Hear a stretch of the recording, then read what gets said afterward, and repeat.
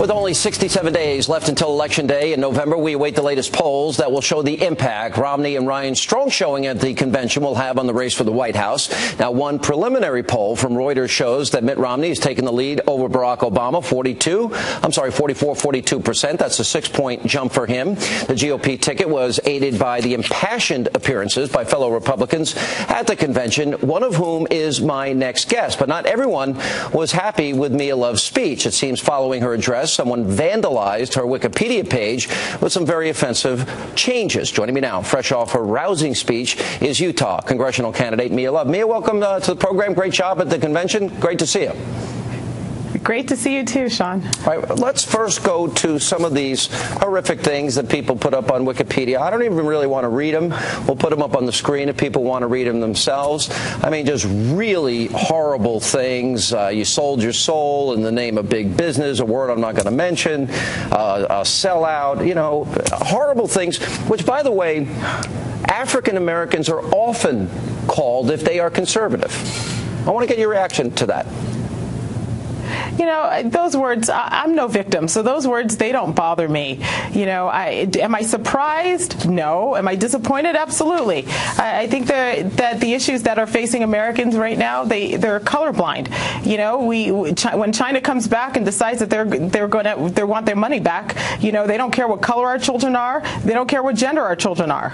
All right, let me go, because Joe Biden's comments probably got the most attention when he said unchained. They want to put you all back in chains. Then you have the Los Angeles mayor, you know, talking about the Republican convention, and there were many minorities, African Americans, Hispanics, many women speaking there, as there have been, by the way, in past conventions. He said, well, you just can't trot out a brown face or a Spanish surname and expect people are going to vote for your party or your candidate. In their states, in their districts. I want to get your reaction to this. It seems like a false narrative that the Democrats want to advance to demonize conservatives. What's your reaction? Look, we have a choice. I think, you know, I think it's time for us to stand up. We have a choice. We can have a president that's going to divide this nation, or we can have a president that's going to unite this nation, that's going to lift the economy, that's going to look at all of us equally as Americans. I'll tell you right now, the president I choose is Mitt Romney, because he sees me as an individual. He sees me equally as an American. And like I said, they can talk about all of these issues all they want. The problems that we face here, they don't see color. When a mom is out there trying to go to the grocery store and realizes that the price has gone up, when she's trying to put food on their table and they realize that the bills are piling up, it doesn't have a color. They're going to be more concerned about the issues. They're going to be more concerned about jobs. And we're going to see in America vote for a president that's going to deal with these issues. You see, but you're getting right to the heart of the issue, is that Barack Obama's policies have failed. He said he'd cut the deficit in half. He said he'd create jobs. All these things, they didn't work. So now they resort to these tactics. If Mitt Romney were to ask your advice, how best to handle this false narrative, this caricature that Democrats want to paint of what conservatives are like, what's your answer to him? I think he's doing a great job.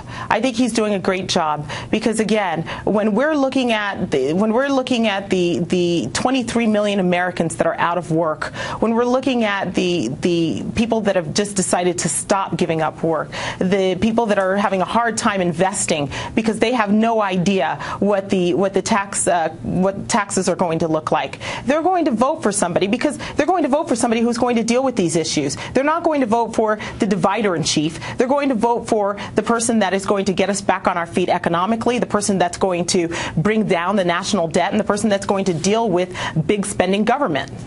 Have you experienced what other African Americans have experienced in terms of being a conservative and minority? Often they're called horrible names. Has that been your experience in life at all?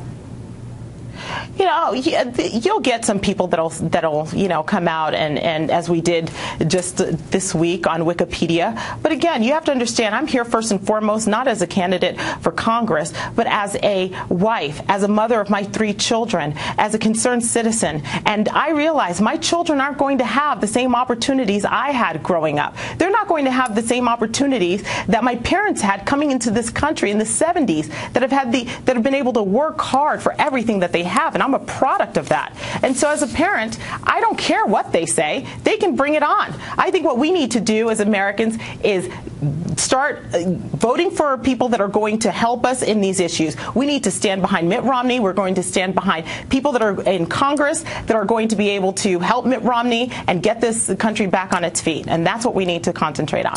All right, Mia, a rising star. You got a tremendous reaction. Congratulations to you. We'll be following your campaign very, very closely out there in Utah. And thanks for being with us.